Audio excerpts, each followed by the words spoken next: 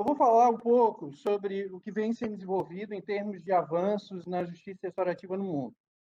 Mas antes de entrar nesse tema específico, eu pediria licença a todos para compartilhar o meu ponto de partida conceitual sobre justiça restaurativa. O que eu entendo por justiça restaurativa? Pois hoje, no Brasil, em outros lugares do mundo, existe, ao meu ver, professora Célia, uma redução ou uma confusão conceitual muito grande. O meu ponto de partida para entender a justiça restaurativa como ideia, como ideal e a sua possível imanência se fundamenta em um conhecimento interdisciplinar, mas com ênfase nas teorias de Alberto Guerreiro Ramos, sociólogo brasileiro, e a professora Elizabeth Elliot, professora de criminologia da Simon Fraser University, autora do livro Segurança e Cuidado. O ser humano da justiça restaurativa, ao meu ver, é um ser humano complexo que navega espaços complexos. Portanto, não pode a justiça restaurativa, por exemplo, ser reduzida a uma mera prática e um mero condicionamento da mente humana. Isso me preocupa muito. Não basta ficar dando cursos sem que o ser humano possa digerir esse conteúdo e agir com o mundo com base nesse conteúdo. Eis o meu conceito de justiça restaurativa, que eu aprendi com a professora Elizabeth Elliot. A justiça restaurativa é um conjunto de princípios e de práticas que permite o ser humano, por meio da participação, do engajamento e da deliberação, construir coletivamente a justiça. Eu vou repetir. É um conjunto de princípios e práticas que, por meio da participação, do engajamento, da deliberação, permite o ser humano construir a justiça coletivamente. Que princípios são esses? São 5 princípios. O princípio dos valores humanizantes, das relações, da responsabilidade, do tratar o dano e do fortalecimento da comunidade. Esses são os 5 princípios que regem a justiça restaurativa. As práticas são muitas. Todo canto do mundo tem uma prática de justiça restaurativa. Todo país. Inclusive dentro de países que têm uma dimensão maior, como a Índia, a China, o Canadá, os Estados Unidos, o Brasil, vocês vão encontrar várias práticas que têm algum tipo de elemento de justiça restaurativa. Mais ou menos. Às vezes mais, às vezes menos. Então, as práticas restaurativas podem ter 1000 práticas no mundo que a gente desconhece, porque a literatura, que está na sua maioria em inglês, incorpora apenas 4. A prática dos processos circulares, a mediação vítima-ofensor, as conferências familiares e as comissões de verdade e reconciliação. A literatura, que está na sua maioria em inglês, contempla essas práticas, mas existem muitas outras práticas que não chegam ao nosso conhecimento, porque os acadêmicos não escrevem. Existe um grupo muito seleto de acadêmicos que escreve, né? E não tem acesso à distribuição do seu conhecimento no mundo de língua inglesa e da Europa, dos Estados Unidos, da Austrália e etc. Então, eu gostaria de falar um pouquinho sobre cada um desses princípios, que é o que eu gostaria de dar foco aqui. Primeiro princípio, que é o princípio dos valores humanizantes, deve ser considerado a partir do entendimento de que eu não conheço todas as leis do meu país. Pergunto ao grupo que aqui está reunido se alguém nesse grupo conhece todas as leis do país. Aqui nos Estados Unidos, eu costumo perguntar para meus alunos, né? Vocês conhecem todas as leis dos Estados Unidos? Porque eu dou aula para futuros policiais, futuros advogados, promotores, agentes de FBI, etc. E eles dizem que são law-abiding citizens, que eles respeitam a lei. E eu perguntei a eles, mas como é isso? Vocês conhecem todas as leis dos Estados Unidos? E a resposta é não. Aí a minha pergunta seguinte é, bem, se vocês não conhecem todas as leis dos Estados Unidos, como é que vocês podem dizer que vocês são law-abiding citizens? São cidadãos que respeitam a lei. Eles podem respeitar algumas, mas não seguem, não levam a Constituição a Constituição americana dentro do bolso, ou o Código Penal, ou o Código Civil americano dentro do bolso, para interagir socialmente uns com os outros no mundo. Ninguém faz isso. Ninguém conhece todas as leis de um país. Se essa premissa é correta, o que nos rege nas nossas interações sociais no dia a dia? São os valores humanizantes, né? Não podemos esquecer que tem comunidades de extrema violência que também têm seus valores. Talvez não sejam valores humanizantes, mas são valores. E precisamos reconhecer esses valores também. Valores humanizantes: respeito, dignidade, honestidade, empatia. Todos esses valores que nós temos, carregamos, que usamos, na maioria das vezes, para interagir uns com os outros. Ninguém precisa ser dito que não se deve beber e dirigir. A gente sabe. Precisa de uma lei para nos dizer que beber e dirigir pode colocar a vida de alguém em risco. A gente sabe que a gente não deve beber e dirigir. Então, os valores que nós carregamos são esses valores humanizantes, né, que humanizam o outro e também nos humanizam. Esses valores a gente carrega no dia a dia, por onde a gente vai. Não carregamos, de novo, um código, né, uma constituição dentro do bolso e abrimos para ditar ou dizer o como e quando a gente deve interagir socialmente um com o outro. Bem, esse é o primeiro princípio, dos valores humanizantes. O segundo princípio é o princípio das relações. A justiça restaurativa é uma justiça valorativa relacional. O que quer dizer isso?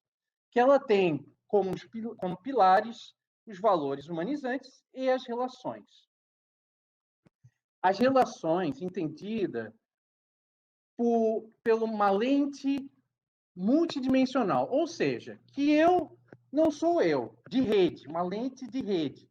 Eu não sou eu mais as minhas relações. Eu sou o filho de José, de Rose, irmão da Adriane, da Vanessa, amigo da Célia, vizinho do Douglas. Eu sou eu mais as minhas relações. Por que isso é importante? Porque a partir do momento que eu me vejo como uma teia de vida, uma teia de relações, eu começo a perceber a vida, a justiça, também dentro dessa ideia de rede. A partir do momento que eu ponho um jovem atrás da prisão, numa cadeia, eu não estou colocando só aquele jovem atrás na prisão. Eu estou colocando ele e as suas relações, seu pai, sua mãe. Todos sofrem, os seus amigos. Todos que fazem parte daquela teia vão ter algum tipo de impacto na sua vida. Sem contar os sonhos e as esperanças que aquele jovem pode ter na sua vida. Se prende não somente àquele jovem, o corpo daquele jovem, se prende àquele corpo e às suas relações, os seus sonhos, suas esperanças. Além disso, então, eu sou eu mais as minhas relações, né? O princípio das relações. O segundo ponto desse princípio é de que as relações não são aqui e agora. As relações são aqui e agora, mas também relações com pessoas do meu passado e as pessoas do meu futuro. Então, eu não estou em relação somente com aqui e agora, mas com pessoas que vieram antes de mim e pessoas que vão vir depois de mim. Além dessas relações intergeracionais, da qual eu estou falando, também tem a relação com o meio ambiente. Eu tenho uma relação com o meio ambiente. Quando eu... além dessa relação com o meio ambiente, tem a relação do meio ambiente com as futuras gerações. Quando eu poluo o ar, a água, derrubo floresta,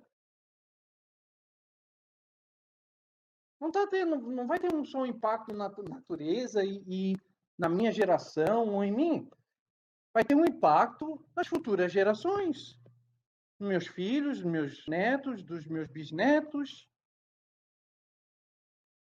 A relação que a gente tanto dá ênfase, né, que o Howard Zehr tanto dá ênfase, né, né, o que todo mundo memoriza aí nesses cursos que eu vou estudar? É que não a violação não é a violação à lei. Sim, porque ninguém sabe a lei. Ninguém conhece todas as leis, então a gente não pode dizer que é uma violação à lei. Violação às relações, né? Que a gente viola as relações. Mas que relações são essas? Bem, a relação que a gente tem com gerações passadas, com gerações futuras e com o meio ambiente. Por que isso é importante? Porque para a gente entender o racismo que ocorre hoje aqui nos Estados Unidos, no Brasil, e outras formas de preconceito que se estabelecem contra imigrantes, a islamofobia e por aí, vai. A gente precisa entender que gerações antes da nossa sofreram com a escravidão. Foram segregados. E que essa segregação continua até hoje.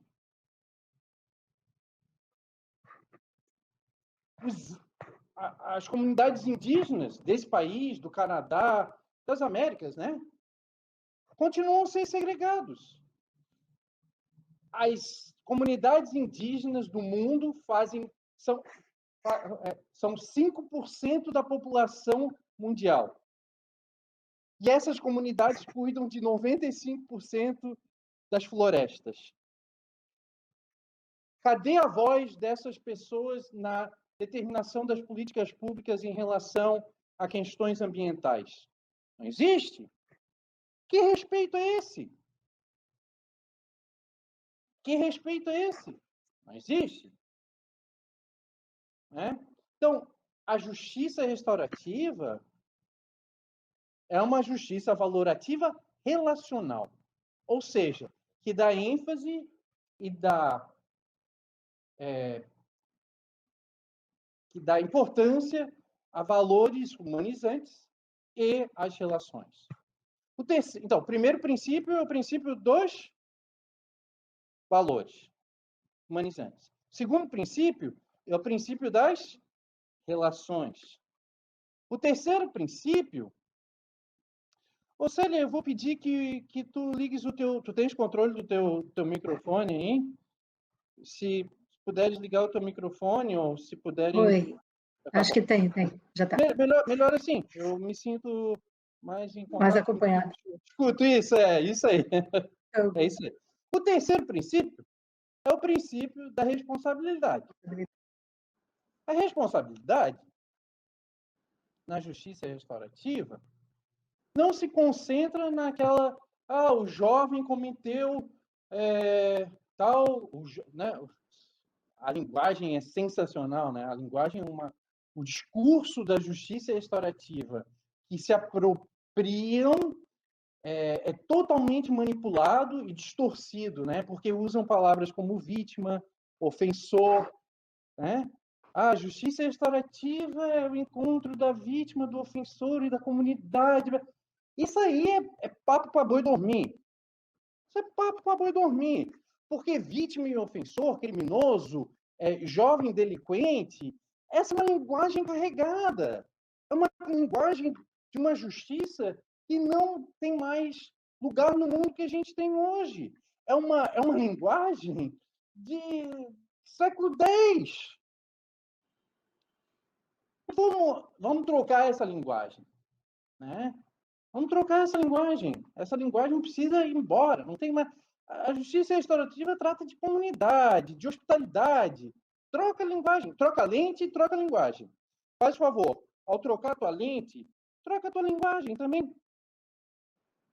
Não adianta tu ficar reproduzindo, né, o que tu aprende com os gurus e com as guruas da justiça restaurativa, sem pensar, sem refletir o que tu estás falando. Né? Então, o princípio da responsabilidade é um princípio que não trata mais da responsabilidade individual somente. Ah, não, é responsabilização do menor, do jovem delinquente, né? do jovem em conflito com a lei. Tem uma linguagem aí. Esses dias eu fui convidado para participar de uma banca, o título era sobre o jovem em conflito com a... Não! Poxa, mas essa ideia de justiça restaurativa, ela é uma ideia legal, porque ela trata do jovem como um ser humano, não como um delinquente, um criminoso, ou não sei qual outro tipo de palavra aí, rótulo que a gente dá para o jovem hoje em dia aí no Brasil, sério. Mas não dá para continuar tu usando uma linguagem carregada de justiça novo. Então, essa ideia de responsabilidade passa por esse pensar crítico, né? Pensar crítico. Então, responsabilidade não é responsabilidade individual. Ah, que o jovem se responsabiliza. Não. Acima dessa responsabilidade individual está a ideia de responsabilidade coletiva.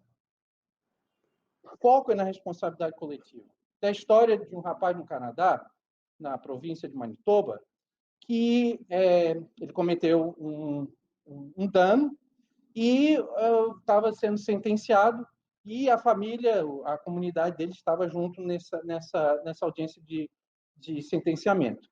E depois do jovem ter sido sentenciado a muitos anos de prisão, o líder dessa comunidade, da comunidade do jovem, se aproximou do juiz e o juiz pediu para falar com ele. O juiz aceitou e disse: pois não, como eu posso lhe ajudar? O líder da comunidade disse: Sua Excelência, nós gostaríamos de revezar, obrigado, Célio, revezar o tempo desse rapaz na prisão. O juiz olhou para eles e disse: mas como assim? Vocês não fizeram nada? Vocês não cometeram o dano foi ele que cometeu o dano. Não, sabe o que é, Sua Excelência? É que na nossa comunidade, quando um faz algo de bom, todos fazem algo de bom. Quando um faz algo, comete algum tipo de dano, todos nós somos responsáveis por aquilo. Por negligência, omissão. A responsabilidade é compartilhada para as coisas boas e as coisas pelas escapadas que nós, como seres humanos, temos, porque não somos perfeitos. Então, na justiça restaurativa, não pode se dar ênfase à responsabilidade individual. Ela também é importante. Deixa eu ressaltar aqui, ela também é importante. Mas não é o foco da justiça restaurativa. A justiça restaurativa, o foco é a responsabilidade compartilhada. Então, 5 princípios. Até agora a gente viu o princípio dos valores humanizantes. O segundo princípio é o princípio das relações. O terceiro princípio é o da responsabilidade coletiva e individual. O quarto princípio trata do princípio do tratar o dano. É nesse princípio aí que a gente explora questões de trauma, de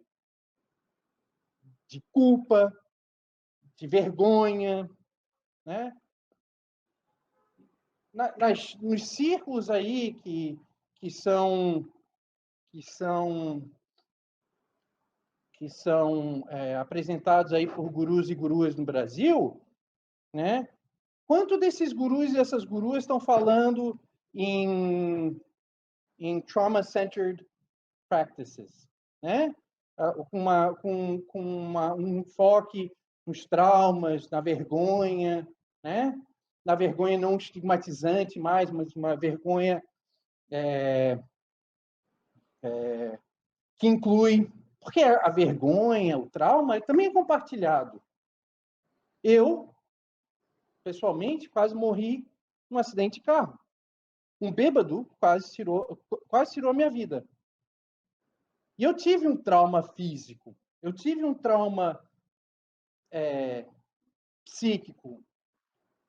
Mas esse trauma não foi só meu. Não foi só no meu corpo. Também foi o trauma que a minha mãe passou, meu pai passou, meus amigos passaram.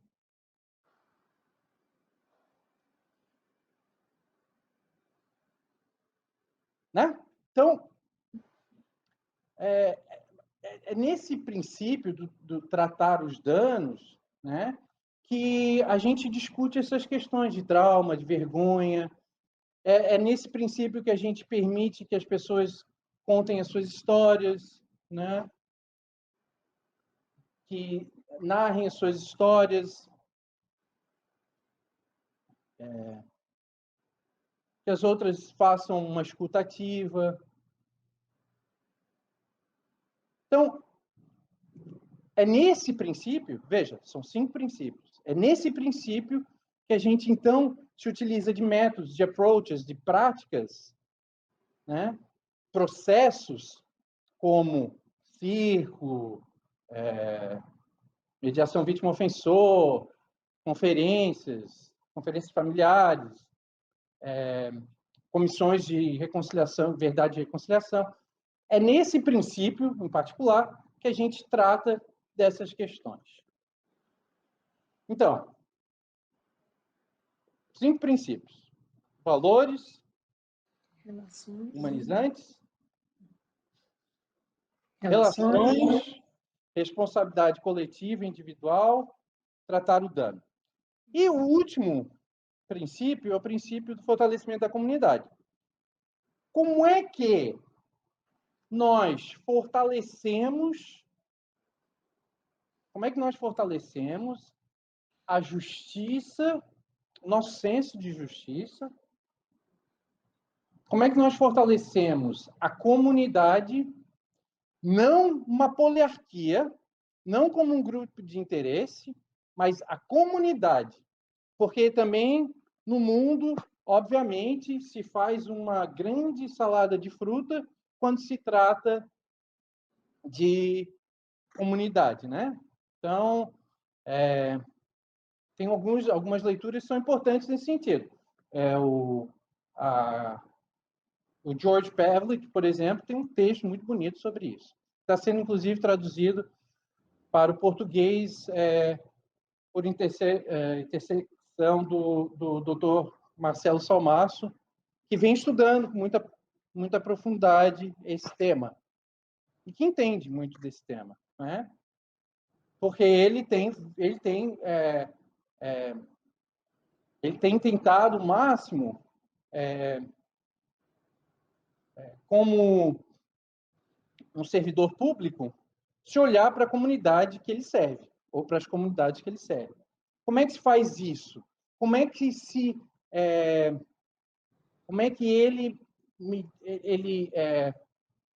ele estabelece, ao mesmo tempo, o seu papel dentro da burocracia que ele pertence e o papel que ele tem dentro da sua comunidade, né? Como é que ele cria, como é que ele fortalece as relações, os valores humanizantes, a responsabilidade coletiva, por meio de práticas junto à comunidade para estabelecer o que deve ser feito em relação a algum fato ocorrido. Não só como um ente público ou representante de uma organização pública, mas como um cidadão, como um ser humano, né? Ao meu entender, não se pode construir uma comunidade. Se nós entendermos que a comunidade são relações, como bem fala o Paul McCold, a Elizabeth Elliot e outros, se a ideia de comunidade na justiça restaurativa são relações, não espaços ou minorias, mas sim relações, como é que nós fortalecemos? Não pode se criar, porque elas já existem. Eu não posso... Tem muita gente que fala em construir relações, né? Porque é da literatura, tanto inglesa quanto mundial e acredito aí no Brasil, que se fala muito em construir relações, né? Ninguém constrói uma relação. As relações já estão estabelecidas. O que a gente precisa é fortalecer essas relações. Então, como é que nós fortalecemos as relações, a comunidade, por meio da justiça restaurativa? Como é que fortalecemos as relações, a comunidade, perdão, por meio da justiça restaurativa? Como é que fortalecemos a justiça e a comunidade? Elas andam mão dadas, né? Essas duas ideias andam mãos dadas. Então, o que eu busco trazer aqui para meus alunos, que são, na sua maioria, futuros policiais, advogados, promotores, agentes da FBI, agentes da carceragem, agentes da condicional. O que eu tento explicar para eles? Eu tento aguçar a curiosidade deles em relação a quem eles são como seres humanos e como eles enxergam o outro. Se eles têm uma visão reduzida do ser humano,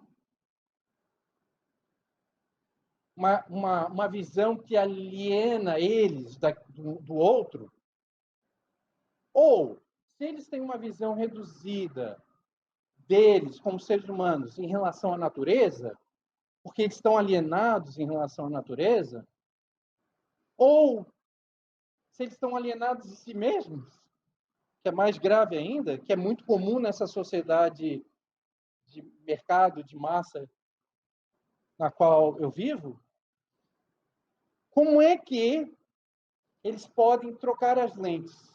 Como é que eles podem estabelecer um ser humano mais complexo, diverso? Como é que eles conseguem enxergar eles mesmos dentro dessa complexidade? E como é que eles começam a perceber e enxergar a justiça dentro desse olhar valorativo relacional. Essa é a grande dificuldade nossa.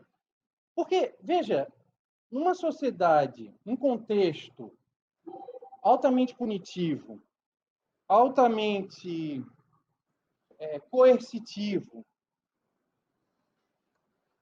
e reducionista, essas ideias, esses princípios, esses 5 princípios, valores humanizantes, relações, responsabilidade coletiva e individual,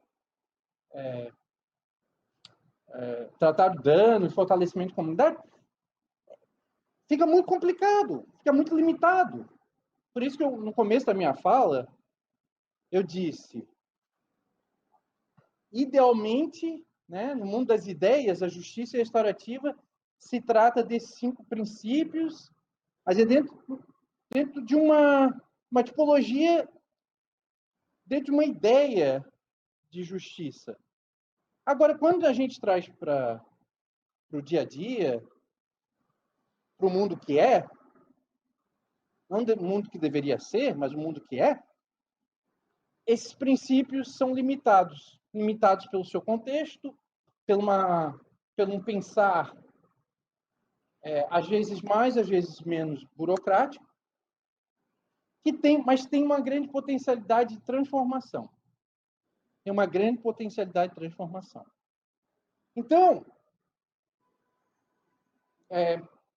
são 5 princípios, professora Célia. Valores humanizantes, relações, responsabilidade individual e coletiva, tratar o dano e o fortalecimento da comunidade, por meio de diálogos que permitem menos alienação de si mesmo, da alienação para com o outro e alienação com o meio ambiente. Eu vou trazer alguns exemplos aqui de como essas questões elas aparecem no mundo, né?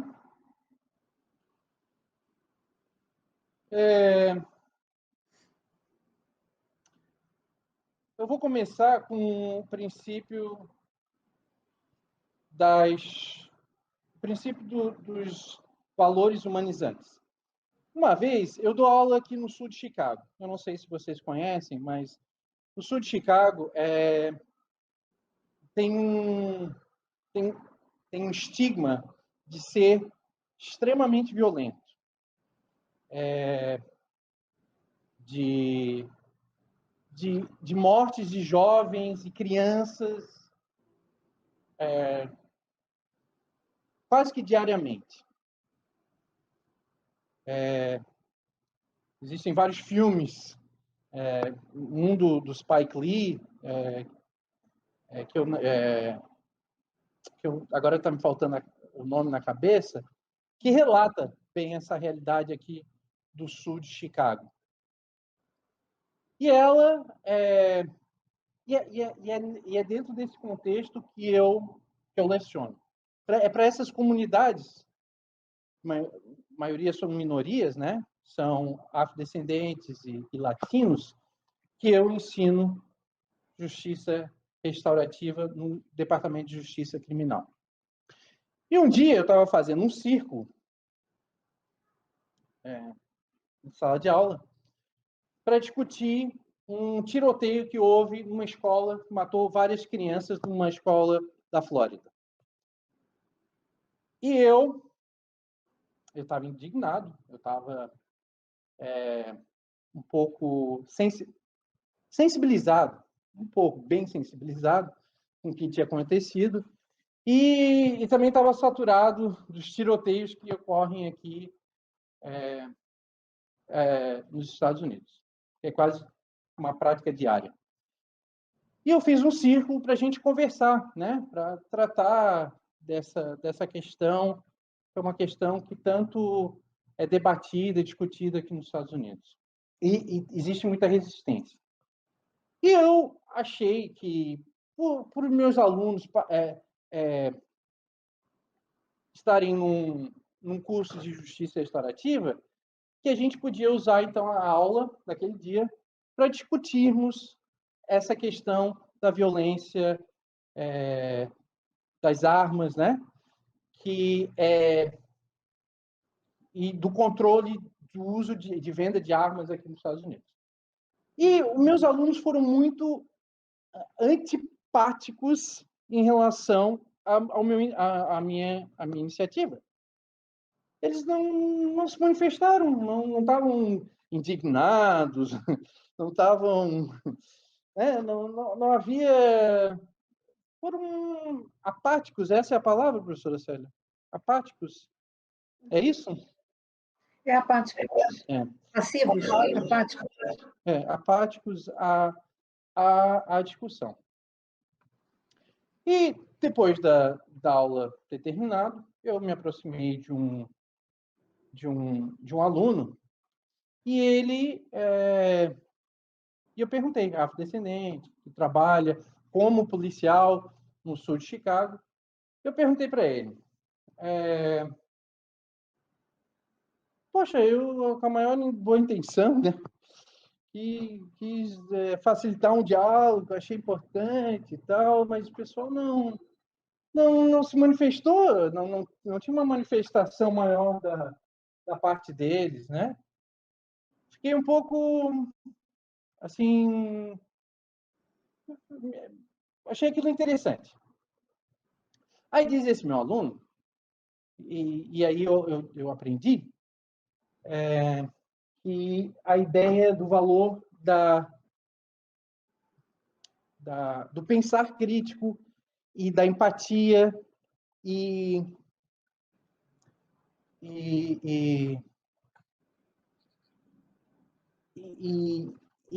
da minha ignorância, e da minha total ignorância. Ele falou, professor, eles não falaram nada porque essa é a realidade diária deles, professor. Na comunidade que nós vivemos aqui no sul de Chicago, isso acontece toda hora. Só que não são crianças e jovens brancas do sul da Flórida, ricas do sul da Flórida. São crianças negras e pobres que moram aqui. E por isso, o senhor não se sensibilizou. Uma lição. Pedagógico, muito pedagógico. Quais são os meus valores? Quais são os meus valores? Nesse momento, eu aprendi. Eu fui educado pouco mais sobre o que se passa nas comunidades a qual eu sirvo. Como educador. Mas um educador que não só ensina, mas também aprende. Outra história que eu tenho para contar trata dos princípios, o princípio das relações. Eu estava fazendo um trabalho lá em Fiji, que é lá no sul do Pacífico, eu não sei se vocês conhecem, ali perto da Nova Zelândia. E eu fui convidado para fazer um treinamento lá, né? Mas resolvi não fazer treinamento nenhum. Resolvi sentar em círculo, bebendo cava com os locais, com policiais locais, com promotores, com policiais. A gente sentou bebendo cava nesse círculo. Eu usei uma bula, uma saia estilo fijiana, e ali a gente conversou sobre justiça em Fiji, no Pacífico Sul. E a diretora de um... eu perguntei, né? Mas o que é justiça? Como é que ela se define aqui para vocês, né? O que vocês entendem por justiça? Como é que vocês buscam a justiça aqui no Pacífico Sul e tal, né? Aí as pessoas estavam no circo, falaram, e daí, por último, falou a diretora executiva de uma ONG E, ao falar, ela estava com lágrimas nos olhos. Ela disse: professor, eu não posso falar de justiça, eu posso falar de injustiça. Aqui no sul Pacífico, tem ilhas desaparecendo. As ilhas habitadas por muitos que moram nessa região do mundo estão desaparecendo.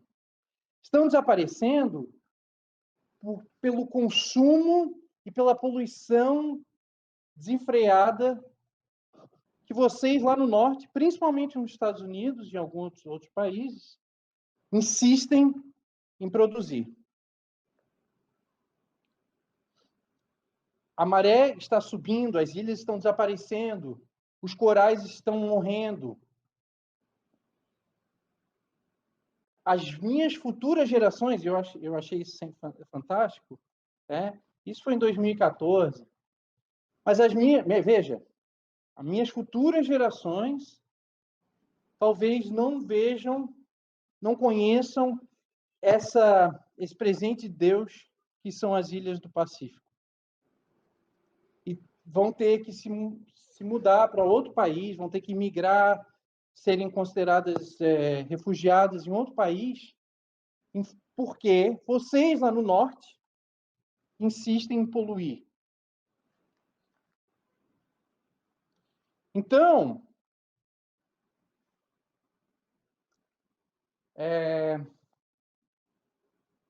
para ela, o que importava eram as relações, a relação com o meio ambiente, a relação com as futuras gerações dela.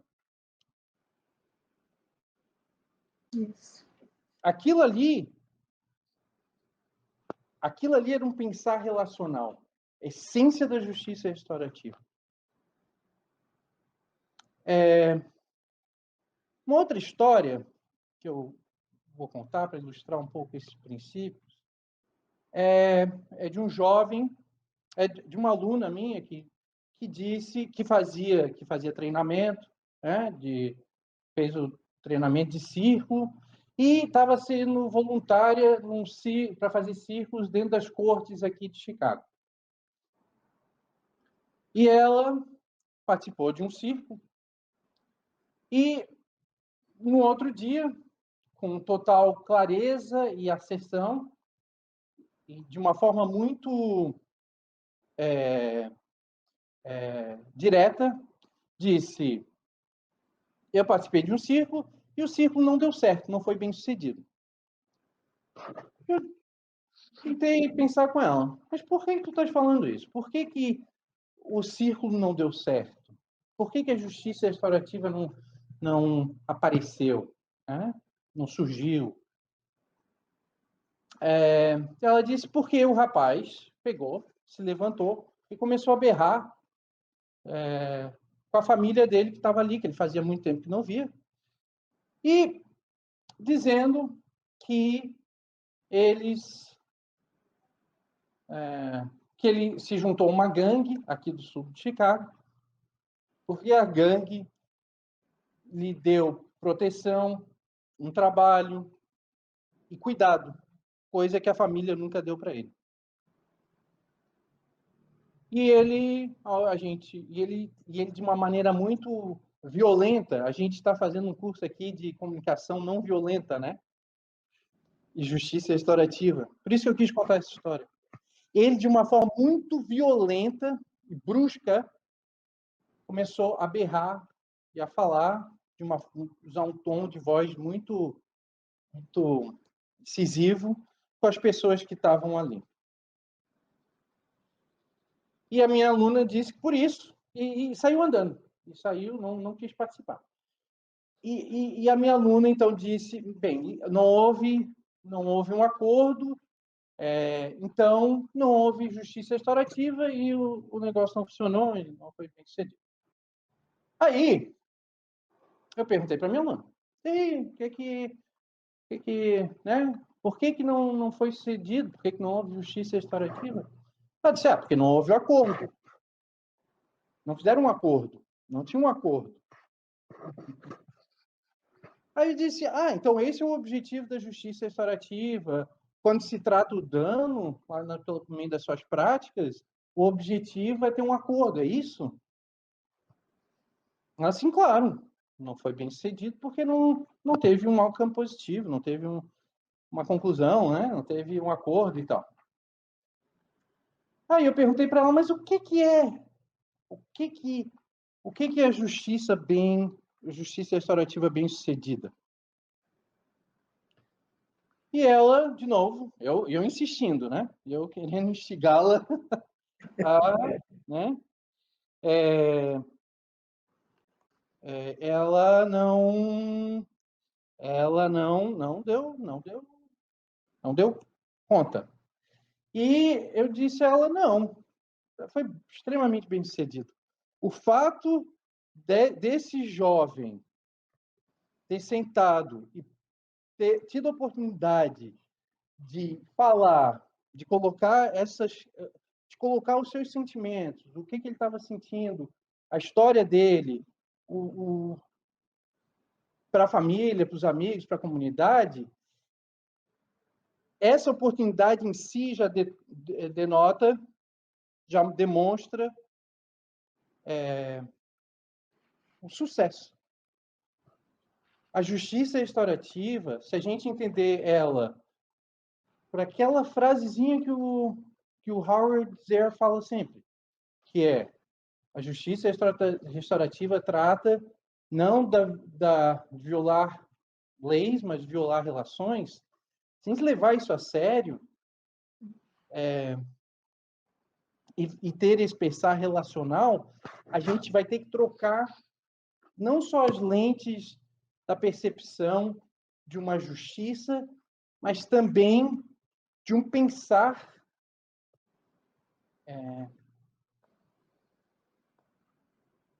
legalista, positivado por um pensar, não quero usar termos aqui, instrumental, um pensar instrumental, para um pensar valorativo e relacional. Se não fizeres isso, a justiça restaurativa não se concretiza, não se solidifica. E pensar que ter um acordo como um indicador de sucesso é extremamente vai desencontro a esse pensar. E uma outra história que eu acho também muito importante compartilhar, né, aí do Brasil. Eu morei um tempo numa comunidade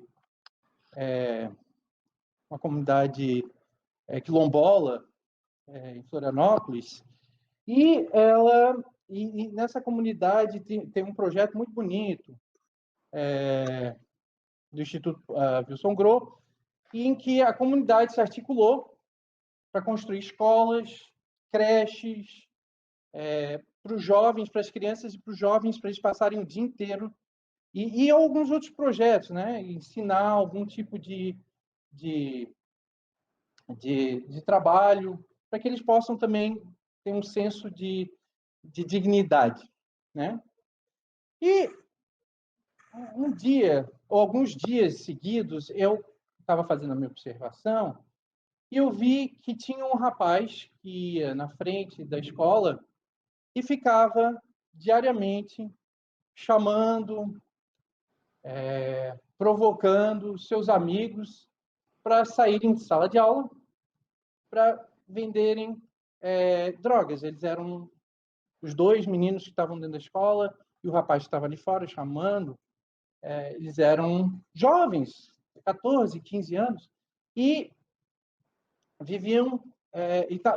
Esse rapaz de fora estava chamando eles para voltarem a vender drogas na comunidade.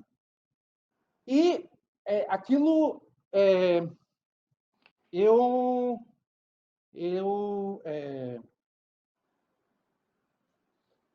aquilo sucessivamente, vários, né? Todo dia. Aí eu um dia disse pro líder da comunidade, disse, olha, poxa,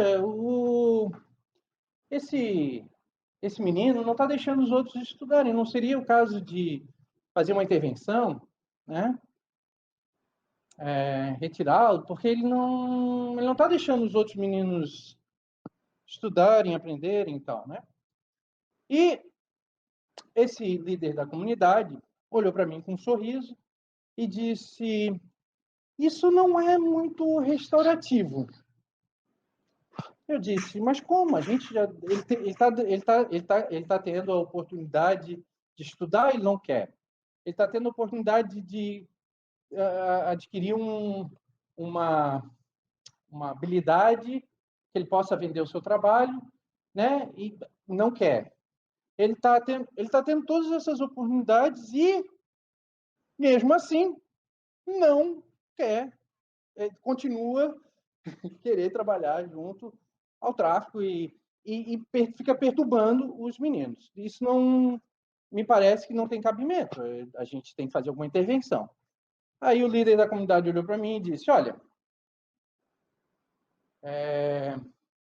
isso não é muito restaurativo da tua parte. Eu disse: como não? A gente já deu todas as oportunidades para ele, como é que, né? Sentamos com ele, conversamos e tal. Daí ele disse: não, porque tu estás caracterizando, estigmatizando, rotulando esse rapaz, esse menino, como um traficante, como um ofensor, né? Aqueles rótulos que, mesmo na área da justiça restaurativa, usamos diariamente, né? Para dizer quem ele é. Na nossa comunidade, porque ele faz parte da nossa comunidade, ele não é um ofensor. Ele também não é vítima. Ele simplesmente é um cidadão da nossa comunidade que está pedindo, do jeito dele, que está pedindo ajuda, que está pedindo carinho, acolhimento, cuidado. E a gente vai deixar ele ali, fazer o que ele está fazendo, até o dia que a gente puder se aproximar dele e ele se aproximar da gente de uma forma diferente. Mas até isso acontecer, nós não vamos rotulá-lo. Nós não vamos causar mais dano à vida dele do que ele já teve, que não teve oportunidade, ele não teve família, ele não teve acolhimento na vida. Então, não adianta tu vires para um círculo que tu foste treinado ou treinada pela gurua, pelo guru, para passar o bastãozinho da fala. Isso aí não adianta. Se tu não tiveres uma visão de justiça social, de justiça distributiva, de justiça ambiental, não existe justiça restaurativa sem essas coisas. Então, o que a justiça restaurativa tem avançado no mundo, no Brasil e no mundo, né? É justamente nesse ponto que eu toquei por último. Na visão de costurar os princípios e as práticas da justiça restaurativa, aqueles 5 princípios: valores humanizantes, relações, responsabilidade coletiva, individual, tratar o dano, fortalecimento da comunidade, as práticas, né? Os círculos, mediação vítima-ofensor, as conferências familiares, as comissões as comissões de verdade e reconciliação, é costurar esse conhecimento com esse propósito de cidadania, de sentido cívico, né? com o conhecimento e a busca da justiça social, que trata de questões de racismo, de questões de violência à comunidade LGBTQI, a desigualdade de tratamento em questões de gênero, a tratar questões da destruição do nosso meio ambiente, né? Então, não existe justiça restaurativa sem a busca e a costura com esses outros tipos de justiça. Isso é o que há de mais avançado no mundo. Eu dou um exemplo aqui. O trabalho do professor Nilson e da professora Josineide e da professora Raquel, lá do Pantanal. Josineide e o Nilson estão em Belém do Pará. Eles vêm estudando, vêm fazendo pesquisa, vêm desenvolvendo um pensar muito importante na área nesse sentido, de costurar a justiça restaurativa com a justiça social e a justiça ambiental. Os juízes Egberto e Marcelo, em São Paulo, vêm há anos construindo o conhecimento e a busca da justiça social, da justiça comunitária e da justiça ambiental por meio da rede que eles criaram, que é única no mundo. O doutor Egberto faz a fala dele, do trabalho dele, e o doutor Marcelo, no mundo inteiro. No mundo inteiro. Inclusive, junto com a professora Célia, lá na África. Né? E outros exemplos, né? A busca da criatividade, dentro da justiça restaurativa é outro avanço na justiça restaurativa que vem sendo desenvolvida pela Lindsay, que está em Vermont agora. O trabalho do Ian, da Irlanda, que desenvolve... Infelizmente, eu não tenho tempo para falar sobre cada um desses avanços, né?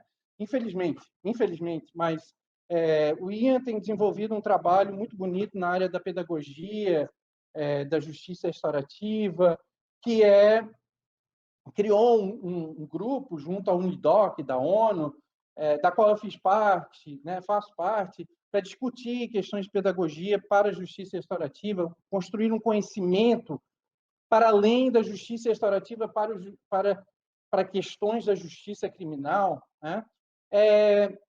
Aqui em Chicago, o avanço tem se criado cortes de justiça restaurativa comunitária. Como é que eu falo? É um pequeno passo, né? Não é uma revolução, mas é um avanço para essa sociedade aqui, que é uma sociedade altamente punitiva, segregatista, exclusiva. É um grande passo para eles, é um grande avanço, e não se tem nenhuma outra corte no mundo, uma corte de justiça restaurativa comunitária, obviamente com várias limitações, mas é um caminhar, é um primeiro passo. Então, esse trabalho desenvolvido por pessoas que inclusive, vem no Ceará, né? A doutora Socorro, quando eu escrevi a minha tese, lá em 2009, eu já citava o trabalho da doutora Socorro como um avanço muito grande na justiça restaurativa no Brasil. A professora Carla Boim, o David Karp, que desenvolvem a justiça restaurativa nos ambientes universitários, um trabalho muito bonito. E esses trabalhos, isso tudo, eu estou falando como um avanço, né? Eu estou citando como um avanço, para que vocês possam entender que a justiça restaurativa está caminhando para fora do espaço e do pensar da justiça restaurativa para além da justiça criminal, para além da justiça, questões de abolicionismo e tal aí no Brasil e no mundo.